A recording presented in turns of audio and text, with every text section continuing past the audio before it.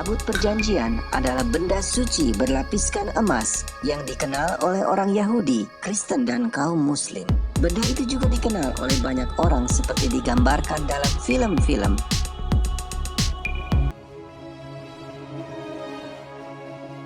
Tapi, apakah sebenarnya Tabut Perjanjian? Naskah tertua yang menuliskan tentang itu adalah Taurat dalam kitab orang Yahudi dan dalam Perjanjian Lama Alkitab. Itu menceritakan tentang Allah yang berkuasa, yang mengklaim sebagai pencipta planet bumi ini. Dia menulis 10 hukum pada 2 loh batu. Kedua loh itu disimpan di dalam peti yang bersalurkan emas itu. Peti itu mempunyai tutup yang dinamakan tutup pendamaian, dan ada 2 kerup pada kedua ujungnya. Tabut itu digunakan untuk 2 tujuan yang berbeda. Di atas tutup pendamaian itu, sang Khalik menyatakan dirinya sebagai pemberi hukum dan tabut itu berfungsi sebagai tahta pemerintahan Allah. Yang kedua, tabut itu diletakkan di dalam bait suci bersama-sama dengan perkakas-perkakas suci lainnya.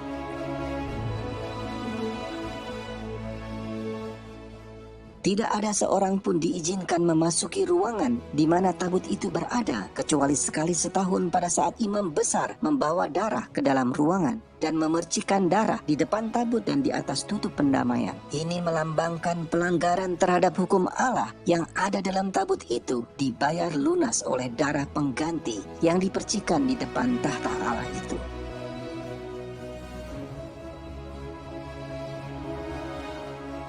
Tabut itu kemudian dipindahkan ke bait suci yang pertama di Yerusalem beberapa saat sebelum tentara Babel mengepung kota itu dan menghancurkan bait suci. Tabut itu telah menghilang atau disembunyikan orang. Sejak itu, banyak cendekiawan, para teolog, ahli-ahli sejarah dan arkeolog bertanya-tanya apa yang terjadi dengan tabut itu. Apakah memang benar-benar ada atau hanya cerita dongeng saja? Tak seorang pun diizinkan menyentuh tabut perjanjian itu. Beberapa kali ada yang melanggar aturan ini mendapat hukuman mati. Tabut itu mengikuti orang Israel waktu berperang. Pada saat dirampas oleh musuh, tabut itu mendatangkan tulah sehingga mereka mengembalikan kepada pemiliknya. Tabut itu dipercayai memiliki kekuatan gaib. Selama bertahun-tahun banyak orang yang mencari tabut perjanjian itu atau mencoba memahami pentingnya tabut itu. Banyak orang telah membuat replikanya dan juga banyak yang mengaku telah menemukannya. Tetapi sejauh ini tidak ada yang memberikan bukti temuan yang dapat diuji. Namun demikian, ada satu penemuan yang sangat unik dan istimewa, berbeda dari semua penemuan lainnya, bahkan sangat menyentuh hati.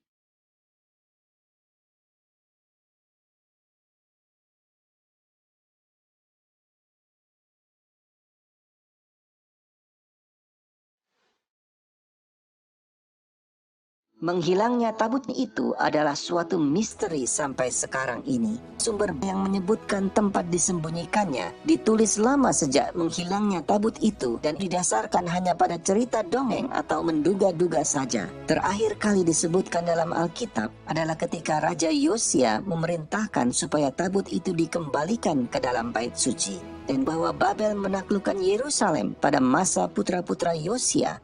Satu hal yang menarik tentang kisah itu adalah tidak disebutkan keberadaan tabut itu, sekalipun perkakas lainnya yang dirampas disebutkan. Kitab Makabe yang ditulis beberapa ratus tahun setelah tabut itu hilang mengklaim bahwa tabut itu telah disembunyikan di gunung di mana Musa melihat tanah perjanjian sebelum dia meninggal. Di dalam buku baru dikatakan bahwa Tuhan membiarkan bumi di bawah Yerusalem menelannya dan tabut itu akan muncul kembali di akhir zaman.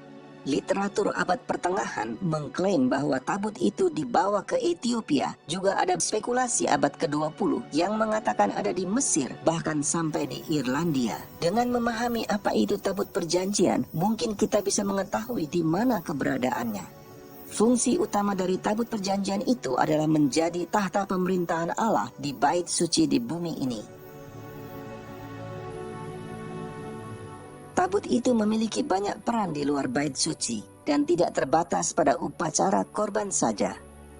Baik di dalam dan di luar sistem pelayanan bait suci, maka tabut itu digunakan untuk membela hak Tuhan sebagai hakim dan Allah yang sejati, serta raja atas seluruh bumi. Tuntutan atas hak ini Ada tertulis dalam hukum di dalam tabut yang menyatakan bahwa Dia adalah pencipta dan bahwa bumi ini adalah miliknya.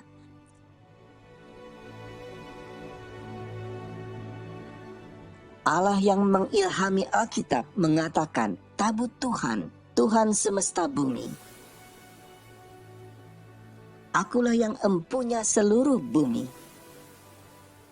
Sebab Tuhan yang maha tinggi adalah dahsyat, Raja yang besar atas seluruh bumi.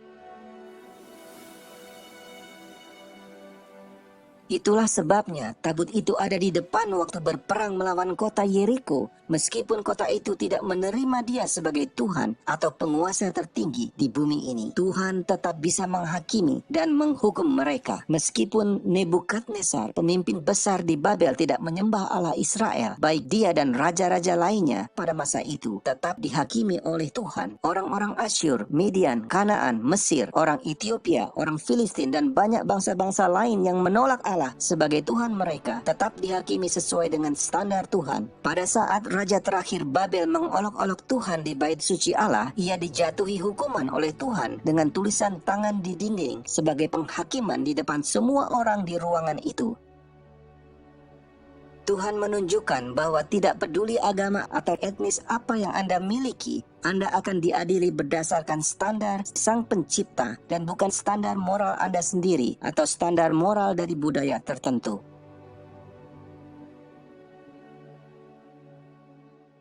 Salah satu fungsi dari tabut perjanjian adalah berjalan di depan umat Allah di padang belantara dan untuk memimpin ke tempat peristirahatan mereka. Tabut itu hadir untuk menyelesaikan perselisihan kekuasaan siapa yang dipilih Tuhan. Tabut itu juga memimpin di depan mereka sebelum masuk ke sungai Yordan, dan sungai itu secara ajaib terbelah sehingga mereka bisa menyeberang.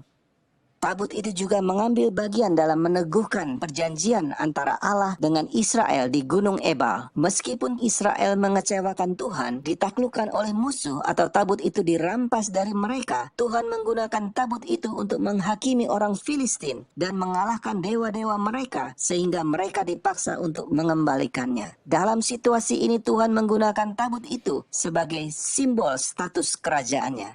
Bahkan ketika Tuhan tidak melindungi umatnya yang murtad, Ia tetap melindungi tabut itu karena tabut itu adalah lambang kekuasaannya. Ini sangat jelas bahwa tidak ada orang yang perlu melindunginya dan bahwa Tuhan akan menjaga miliknya sendiri. Itu juga meniadakan kemungkinan tabut itu dapat dihancurkan. Tabut itu adalah tahta Tuhan di bumi, dan Alkitab berkata, tahtamu kepunyaan Allah tetap untuk seterusnya dan selamanya. Pada saat Yeremia baru saja menyaksikan Yerusalem dan bait suci dihancurkan, dia tetap memiliki pandangan yang berbeda tentang tahta Allah. Engkau ya Tuhan bertahta selama-lamanya. Tahtamu tetap dari masa ke masa. Jadi, apa yang sebenarnya terjadi dengan tabut itu? Yeremia telah diberitahu oleh Tuhan bahwa kota dan bait suci itu akan dihancurkan. Ia telah siap dan begitu juga sahabat-sahabatnya. Hal yang paling alamiah yang harus dilakukan adalah menyembunyikan benda yang suci itu, tabut perjanjian Allah. Nubuatan tentang akhir zaman yang tertulis di Alkitab mungkin dapat memberikan petunjuk kepada kita di mana tabut itu akan muncul kembali. Akan terjadi pada hari-hari yang terakhir. Dan mari kita naik ke gunung Tuhan, sebab dari Sion akan keluar pengajaran dan firman Tuhan dari Yerusalem.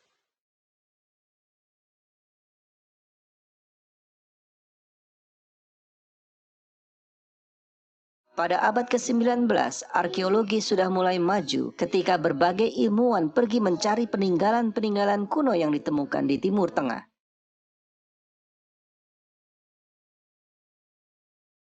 Dari kuburan dan kuil-kuil di Mesir sampai pada catatan sejarah kota-kota yang ada di Mesopotamia dan Palestina, Alkitab sebagai buku sejarah adalah bukti yang dapat dipercaya. Jadi, melalui tulisan-tulisan kuno dari bangsa-bangsa lain, kitab suci semakin diteguhkan. Bahkan kota Babel yang telah menjadi legenda bagi banyak orang dapat ditemukan dari peninggalan-peninggalannya. Kota Yerusalem telah dihuni sejak tabut itu menghilang. Banyak orang yang membangun rumah-rumah baru di atas bangunan kuno di bawahnya. Jadi kota kuno itu merupakan lapisan-lapisan sejarah yang bertumpuk satu dengan yang lainnya.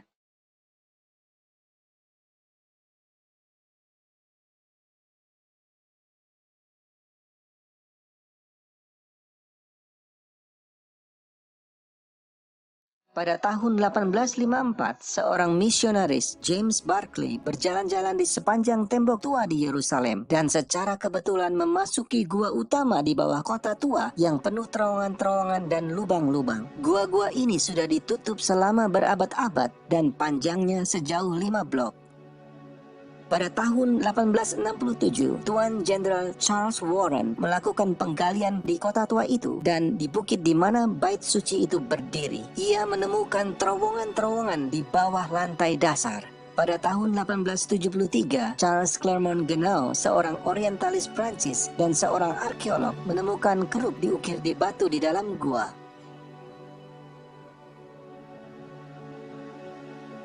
Kerubim biasanya digunakan di zaman kuno untuk menjaga jalan masuk ke kota atau tempat suci.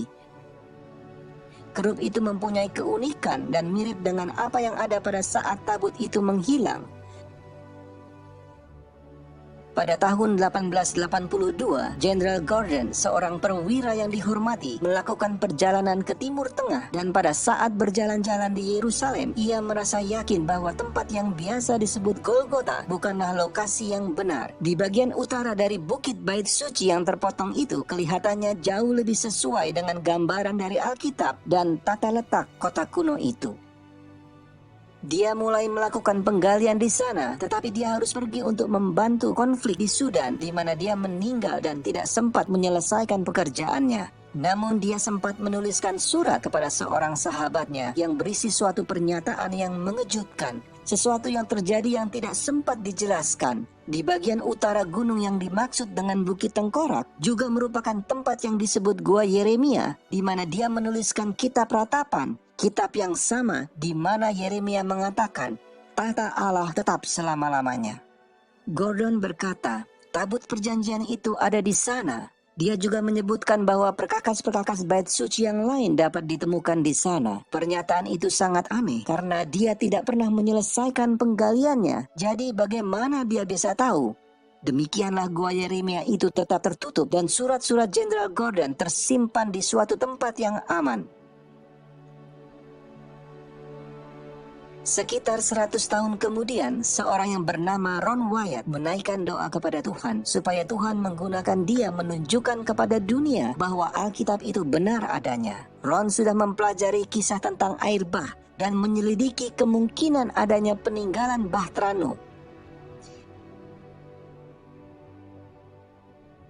Dia juga mempelajari keluarnya Israel dari Mesir dan lokasi di mana mereka menyeberangi lautan. Menemukan beberapa roda kereta perang orang Mesir kuno. Ia telah melakukan penyelaman di dasar lautan dan berakhir dengan kunjungannya di Yerusalem. Dia berjalan sepanjang tebing dengan kenalannya yang baru dan secara tiba-tiba tangan kirinya terangkat sendiri dan jarinya menunjuk ke sampah dan puing yang bertebaran di kaki bukit itu. Tidak memahami mengapa atau bagaimana, dia mendengar dirinya sendiri berkata, itu adalah gua Yeremia dan tabut perjanjian itu ada di sana.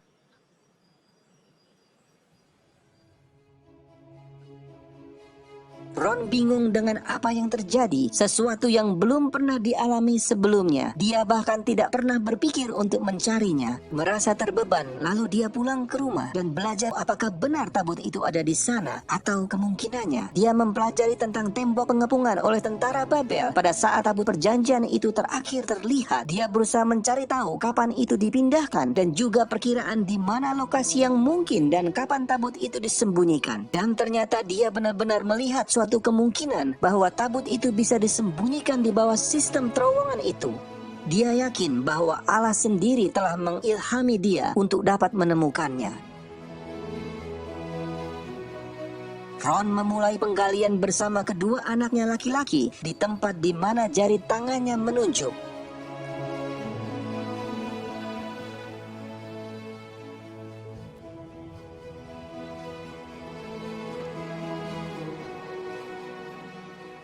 Tapi belum lama kemudian menemui batu gunung yang besar, membuat penggalian itu sulit. Lalu mereka mencoba penggalian beberapa meter di sebelah kanannya. Dan ketika mereka memulai menggali lagi, mereka menemukan 3 lubang persegi di dinding bukit. Ron menduga itu bisa menjadi tempat yang dipakai untuk memasang papan tanda di zaman Romawi. Lagi pula Golgota dekat dengan jalan utama pada masa Tuhan Yesus, dan ini bisa jadi tempat di mana Yesus disalibkan. Sebuah kutipan terkenal dari Quintilian menjelaskan, "Setiap kali kami menyalibkan penjahat, jalan raya yang ramai dipilih sehingga banyak orang akan melihatnya dan tergerak oleh rasa takut olehnya. Karena semua hukuman itu tidak banyak berkaitan dengan pembalasan dendam, tetapi sebagai contoh.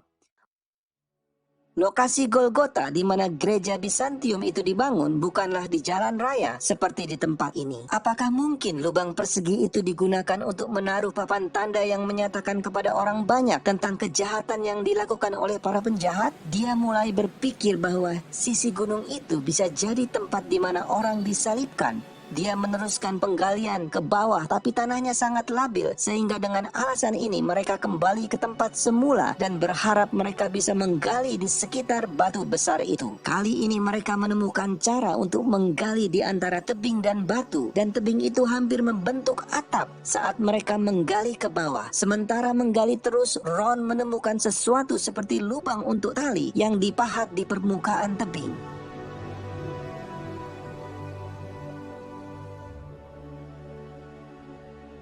Dia ingin mencari tahu digunakan untuk apa lubang tali itu. Di kedalaman 12 meter di bawah tanah, mereka mendapatkan diri mereka ada di dalam ruang seperti bak air yang besar.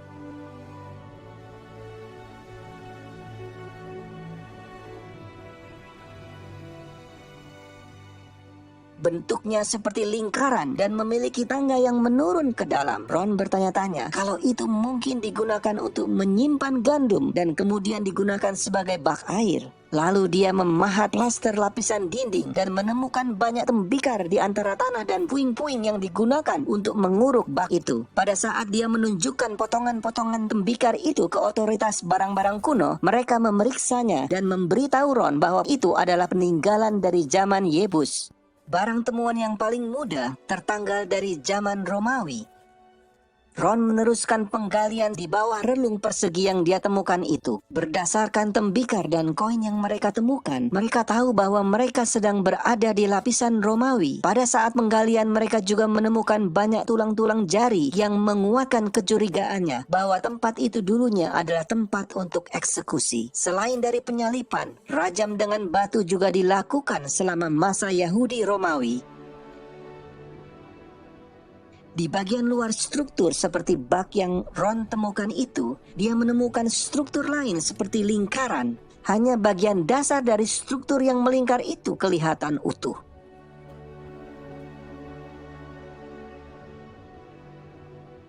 Saat mempelajari struktur itu, dia menemukan bagian yang terawat baik dengan dinding dan sebuah batu yang menonjol secara horizontal keluar dari dinding di permukaan tebing.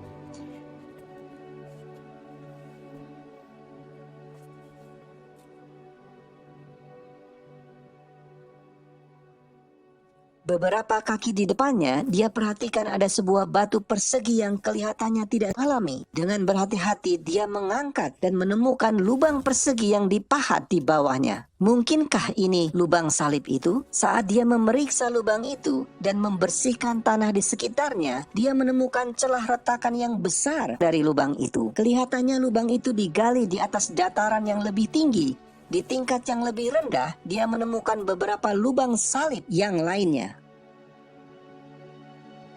Tetapi tidak terpikirkan oleh Ron, lubang yang di bagian atas dengan celah retakan itu mungkin menjadi lubang yang digunakan untuk salib Kristus. Dia ingat nas Alkitab, gempa bumi mengguncang gunung ketika Kristus mati. Dapatkah celah retakan itu dihubungkan dengan lubang tempat salib itu?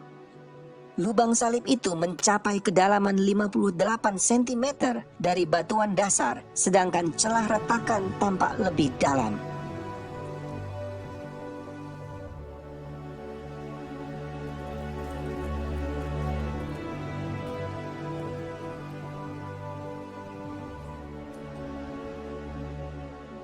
Ada kemungkinan bahwa banyak orang mengetahui tempat di mana Yesus disalibkan dan banyak pengikutnya yang ingin menjadikan tempat itu sebagai tempat peringatan. Golgota yang digunakan gereja Katolik dan gereja Ortodoks adalah dibangun atas perintah dari Konstantinus Agung sekitar tahun 325 atau 326 Masehi di atas reruntuhan kuil penyembahan berhala. Ini terjadi lama sesudah Kristus disalibkan. Tetapi yang ditemukan Ron adalah dari zaman Romawi dan tidak lama dari waktu penyaliban. Setelah tahun 70 Masehi, banyak orang Yahudi yang terbunuh atau pindah dan kota itu berubah menjadi perkemahan Romawi. Itu berarti lokasi itu tidak lagi digunakan untuk penyaliban. Ron menemukan koin di bangunan-bangunan yang diperkirakan dari periode tahun 135 Masehi atau sebelumnya.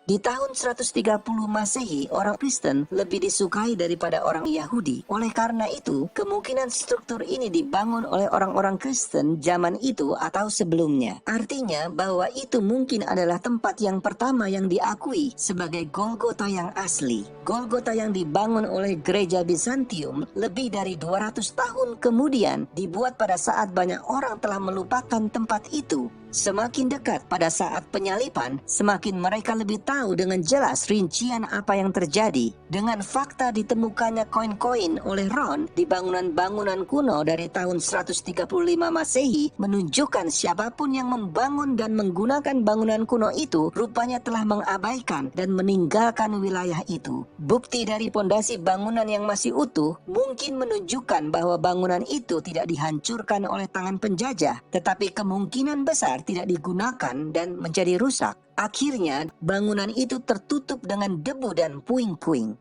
Apapun masalahnya, bukti menunjukkan bahwa bangunan itu mungkin telah ada jauh sebelum gereja makam kudus.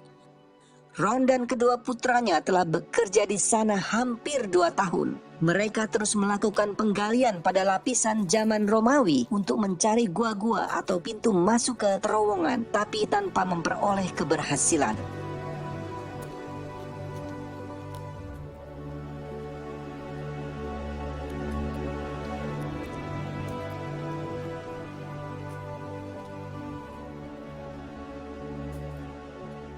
Ron tergerak untuk menembus celah yang retak pada dinding tebing. Mereka semua berdoa dan terus merasakan dorongan itu. Mereka menggunakan palu dan pahat dan dalam waktu yang singkat mereka bisa melihat ruangan terbuka di belakang. Mereka memperbesar lubang itu sehingga mereka dapat masuk ke gua itu. Di dalam ruangan itu tinggi dan lebarnya sekitar 4,5 meter. Pada mulanya Ron sangat bersemangat ketika menemukan gua itu dan berpikir mungkin tabut itu ada di dalamnya. Tetapi ternyata kosong dan dari ruang itu dapat terlihat banyak sekali lorong-lorong dan lubang-lubang di dalam gunung.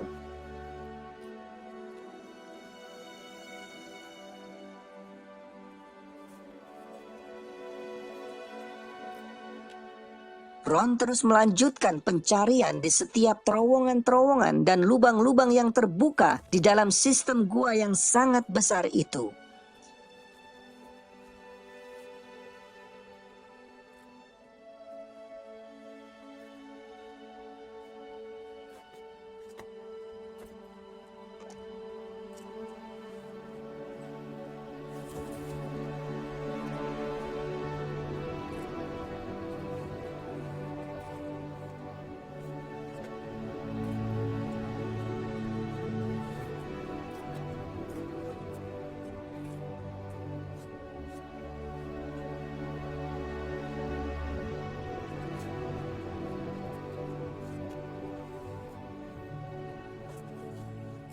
Selama 2 tahun mereka pulang pergi antara Amerika dan Yerusalem mencari uang supaya mereka dapat kembali dan meneruskan pencarian itu. Pada bulan Desember 1981, mereka melanjutkan pekerjaan di dalam sistem gua yang mereka temukan.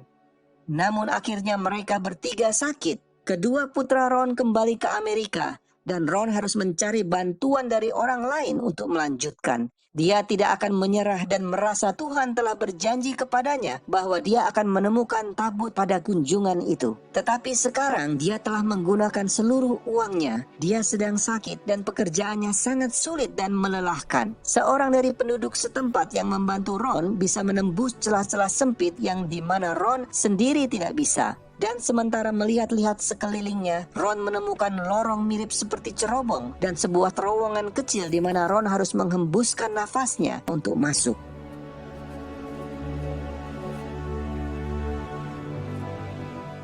Kemudian dia melihat sebuah stalaktit yang panjangnya sekitar 40 cm di depan dinding tebing.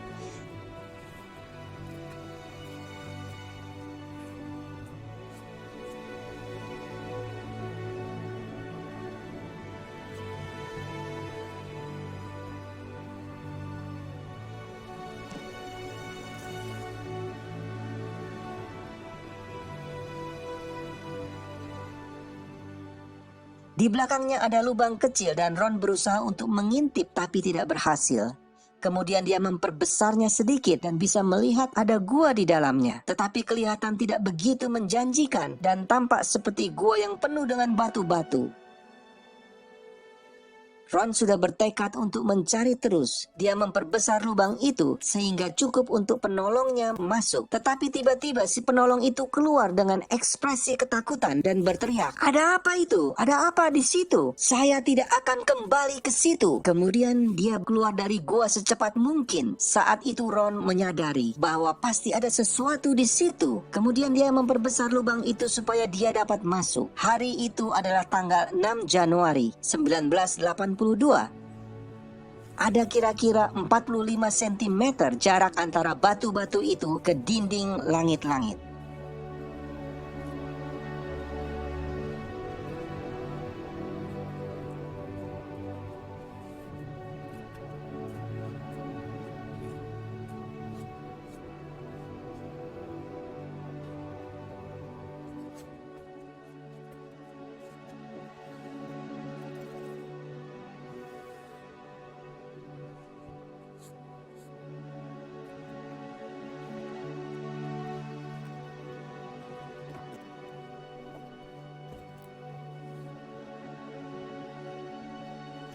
Ron menyorotkan lampu senternya di antara batu-batuan itu dan melihat sesuatu di bawahnya. Beberapa balok kayu yang sudah membusuk dan di bawahnya ada kulit binatang yang sudah kering dan berubah menjadi bubuk pada saat disentuhnya. Kemudian dia melihat sesuatu benda yang memantulkan sinar lampunya mengkilap keemasan. Dia berpikir mungkin itu adalah tabut perjanjian itu. Tetapi pada saat menyingkirkan kulit binatang itu, dia melihat meja dari emas yang begitu indah dikelilingi oleh bingkai di sisi-sisi dengan pola seperti lonceng dan buah delima. Ron merasa yakin bahwa itu pasti berasal dari bait Allah yang pertama yang hilang dan bisa jadi adalah meja roti sajian yang asli. Kemudian dia menyelidiki ruangan itu lebih teliti dan memperhatikan sekeliling ruangan itu.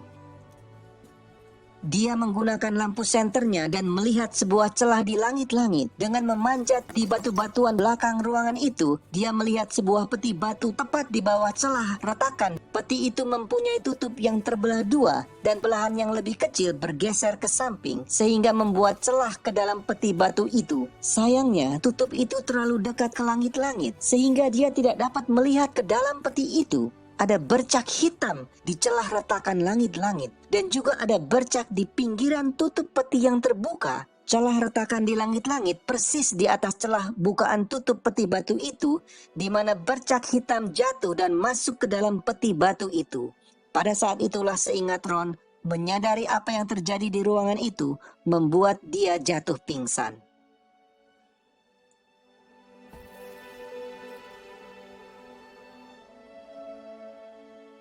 Pada saat Ron menyadari bahwa celah di langit-langit adalah ujung celah yang berasal dari lubang salib yang ditemukan di dataran beberapa meter di atasnya dan bercak hitam adalah darah yang mengalir melalui celah retakan itu ke dalam kotak batu, dia tahu persis bahwa tabut perjanjian itu ada dalam peti itu. Tetapi yang paling menakjubkan adalah darah Kristus jatuh menetes di atas tutup pendamaian tabut perjanjian itu.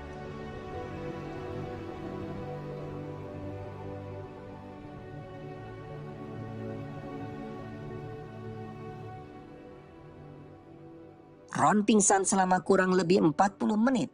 Kemudian dia kembali ke gua dan berhasil memastikan bahwa itu benar-benar tabut perjanjian.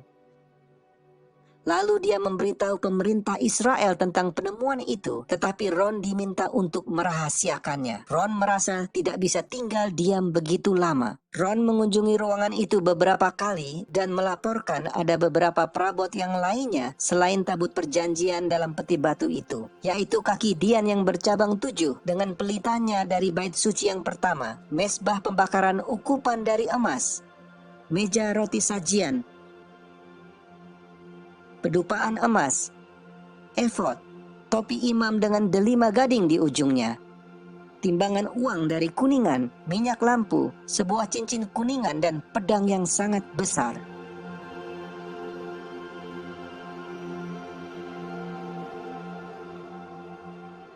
Di belakang tabut itu ada ruang kecil, dan di situ ditemukan kitab hukum yang diduga ditulis oleh Musa. Menurut sepengetahuan Ron, kitab Kejadian tidak ada di situ. Dia merasa terkesan dengan gulungan kitab dari kulit binatang yang masih dalam keadaan sempurna. Kemudian dia mulai bertanya-tanya, bagaimana tabut itu dapat masuk ke ruangan itu? Tidak mungkin melalui jalan di mana dia masuk, karena dia harus menembus melalui batu-batuan. Dengan memindahkan banyak batu-batuan itu, dia menemukan jalan masuk yang lebih besar menuju ke Gua Zedekia di tepi jalan di mana gambar kerut telah ditemukan. Di terowongan itu dipenuhi dengan banyak batu-batu besar, dan Ron tidak tahu bagaimana mengeluarkannya melalui jalan dari tempat dia masuk. Ron mencari sebuah laboratorium di Israel untuk menganalisa darah yang dia temukan di celah retakan itu dan yang ditemukan di atas tutup pendamaian. Hasilnya sangat mengejutkan mereka. First of all, in this analysis, I took the blood into a laboratory in Israel. I asked one of the people I work with in antiquities, where is a good laboratory that does reliable work? And they said, such and such, such and such. I took it. I just said, please examine this blood and tell me what you can tell me about it. All right? They said, well, look, we're going to reconstitute it. We're going to put it in normal saline and keep it at body temperature for 72 hours with gentle swirling. All right, that's their business. That's great. I said, now I want to be there when you check it out. They said, fine. So I was back. They checked it out. I said, now, they said it's human blood. We can tell that. They did whatever tests they need to do. And then I said, take some of the white blood cells and put them in a growth medium and keep them at body temperature for 48 hours. And they said, well, that'll do no good because it's dead blood. I said, would you please do that for me? And they said, okay, we'll do it. So anyway, I said, I want to be there when you take it out and examine it. So I was back there. They took it out, examined it under microscope, and the one technician called the other one over there, and then they called the boss over there, and they were talking Hebrew a mile a minute there for a little bit, and they looked at me and they said, Mr. Wyatt, this human blood only has 24 chromosomes in it. Everybody else has 46. You see, 23 from your mother, 23 from your father, 22 autosomes from your mother, 22 autosomes from your father. You get an X from your mother, you may get an X or a Y from your father, all right? This blood had 23 chromosomes from the mother's side, one Y chromosome only. You see, the child could not have developed if they hadn't had the autosomes from the mother. So all of his physical characteristics were determined by his mother's side of the family, her autosomes. His maleness was determined by this one Y that came from the source, not a human male. Then they said, this blood is alive. And then they said, whose blood is this?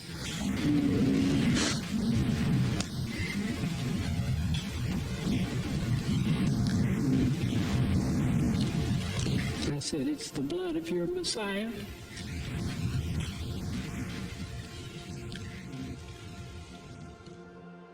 Ketika darah menetes di atas tutup pendamaian itu, terbukti bahwa karena dosa terhadap hukum Allah inilah Kristus menanggung hukuman itu. Dosa-dosa kita merupakan pemberontakan terhadap hukum Allah, bukan terhadap hukum manusia atau hukum agama lainnya. Terhadap hukum Allah inilah kita perlu bertobat. Allah Bapa telah mengirimkan putranya untuk mati menggantikan kita. Ron ingin segera memperlihatkan semua penemuannya ini kepada dunia. Tetapi Tuhan menghentikan usahanya itu.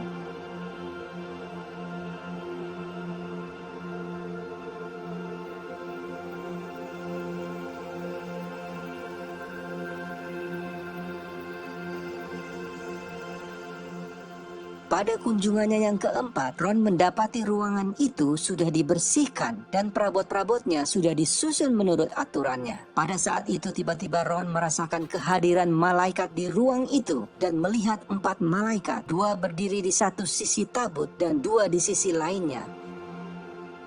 Mereka memberitahu Ron bahwa mereka ditugaskan untuk menjaga tabut itu dan kemudian mereka meminta Ron untuk menaruh kameranya pada tripod dan membuat video.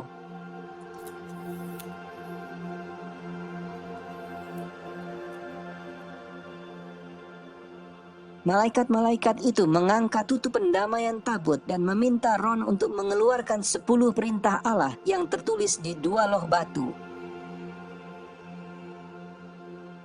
Kemudian Ron memegang 2 loh batu itu dan mengarahkannya ke kamera. Mereka kemudian memberitahu Ron kapan Tuhan berencana untuk menunjukkan kepada dunia, yaitu pada waktu yang ditentukan Allah pada saat hukum nasional hari Minggu diberlakukan. Segera setelah itu, kedua loh batu itu akan diperlihatkan kepada dunia. Ron langsung mengetahui apa maksud malaikat itu karena dia telah mempelajari topik itu sebelumnya. Malaikat itu berbicara mengenai pemberlakuan tanda binatang yang dinyatakan dalam kitab Wahyu 13 dan 14 sebagai penipuan dan ujian yang terakhir yang akan datang di dunia ini sebelum kedatangan Kristus yang kedua. Hukum Allah itu dan darah Kristus adalah suatu kesaksian yang menentang versi 10 hukum yang dibuat manusia yang akan dipaksakan kepada semua orang di dunia ini dan juga akan melawan ajaran-ajaran yang salah mengenai keselamatan yang telah dikhotbahkan kepada banyak orang oleh pemimpin-pemimpin agama. Ron meninggal dunia tahun 1999 tanpa melihat peristiwa itu digenapi, tetapi bukti-bukti dari peristiwa itu telah dimasukkan ke dalam videotape dan dia menggunakan sisa waktunya di tahun-tahun dan bulan-bulan terakhir untuk memberitakan kasih Kristus dan pengorbanannya bagi kita semua. Kemudian dia memperingatkan orang-orang akan kedatangan hukum tanda binatang itu. Mohon dengarkan pesan dan peringatan dari Ron yang penting ini. Well, this set of laws is the one that God's subjects have to keep.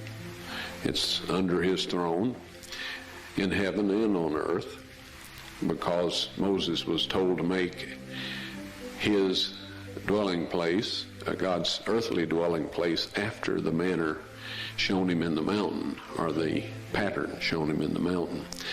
And so anyway, this mercy seat was the earthly throne of God, and it still is. And the Shekinah glory dwelt there for hundreds and hundreds of years until the Jews became so rebellious and paganistic that God decided he wouldn't dwell among them anymore. We may take a look at that in a little bit. But anyway, that is what the mercy seat is all about. There's one statement in Scripture, and that's in 2 Thessalonians, all right? I think it's around the 2nd chapter. It talks about the man of sin. It says he was set in the temple of God, showing himself that he is God. Now, to look at it quickly, it would imply that in order for him to set in the temple of God, that there'll have to be one built, because there's not one there now. On planet Earth, at this point in time, there is an individual who him and his ancestors in his position changed the law of God. They eliminated the second commandment, which says, thou shalt not make unto thee any graven image or any likeness of anything in heaven above, earth beneath. Thou shalt not bow down to them nor serve them. That kind of interfered with the way they wanted to do things, so they eliminated that. They divided the number 10 into 2, so the number would still be 10. Yes, the tables of stone were found in the Ark of the Covenant. I personally removed them with the assistance of 4 angels who lived in the mercy seat, which I would estimate weighs about 900 pounds of solid gold. And one of these angels told me to take the tables of stone out of there. He said God wants everyone to see those. And so I took them out, backed up, stood there, frozen in place, and I just can't describe my physical state or mental state or anything else. If I didn't have some physical evidence to prove it happened, I think I had a dream or something. But anyway, they are now available to be shown, but we won't say. Actually, they're on a stone ledge right in the same chamber. That's where the angel put them after I handed them to him. I didn't know what to do with it. And I was told that these are to be presented with the blood evidence when the mark of the beast law is passed or enforced. Now, I know everybody wonders about what it is, the mark of the beast. You've heard all kinds of rumors, stories, and all of this. I'll tell you quick and simple. If you keep the 10 commandments that God wrote upon those tables of stone, and about which he says in Psalms 89:34, those of you that are writing down text, you'll want this one. Psalms 89:34. He says, my covenant will I not break, nor alter the thing that has gone out of my lips. He spoke the 10 commandments from the mountaintop. He wrote them in stone, and he says, nothing will change. Right? If you keep that law, you will receive the seal of God. Soon there will be a set of man-made laws, best intentions, surrounded by a barrage of salubrious soliloquies and sepulchral solicitudes. That's all kinds of stories and all of this, instigated by the devil to make you think that this is the best thing that ever happened to the human race and that you could just want to go along with it voluntarily. These man-made laws will require that you break God's 10 commandments. Christ said of the Pharisees, for it is in vain that they do worship me, teaching for doctrines the commandments of men. If you keep those man-made laws and break God's 10 commandments, you will receive the mark of the beast. Nobody has the mark of the beast at this point in time. You can only get it after that those laws are enforced. Now, is that hard? When a bunch of man-made laws are passed and enforced that require you to break God's 10 commandments, the penalty for not keeping those laws is that you cannot buy or sell. That is the mark of the beast. We will say, friends, keep this law and you receive the seal of God. Keep the laws that man has made that force us to break God's law, and we have the mark of the beast. It may sound a little simple. I know there's people that say it's a computer chip and all kinds of stories. It is keeping the laws of man instead of the laws of God. As Christ said to his disciples when speaking of the Jewish leaders in his day, he said, for it is in vain that they do worship me, teaching for doctrines the commandments of men. God did not accept Abel's or Cain's offering of fruit and vegetables. He will not accept any substitute for our loyalty to Him, but keeping His 10 Commandments. And there will come a time, folks, when if you do that, you will not be able to buy or sell. Now in Psalms 89:34, he says, "My covenant will I not break, nor alter the thing that has gone out of my lips." Okay? That means that the 10 Commandments, which is the covenant, He won't change that. He spoke it from the mountaintop, and it's recorded in the 20th chapter of Exodus. He won't change that. When I saw the tables of stone and saw what they said exactly the same thing that the original Hebrew text says in the book of Exodus. Exactly. All right? And that will not change. Now, the Bible warns us that Satan will come with signs and lying wonders. All right? How can we tell what is a miracle by Satan? Because he's a supernatural being. All of the fallen angels are supernatural beings. They can do things that are miraculous from our point of view. How can we tell what's of God and what's not? If they say God's 10 Commandments are binding, to break those is to sin, then they're of God. If they say anything other than that, they are not God, and we have no business listening to them, regardless of what kind of miracles they are performing. The tables of stone will be on display after the National Sunday Law is enforced. That is the exact words of the angel as I recall them.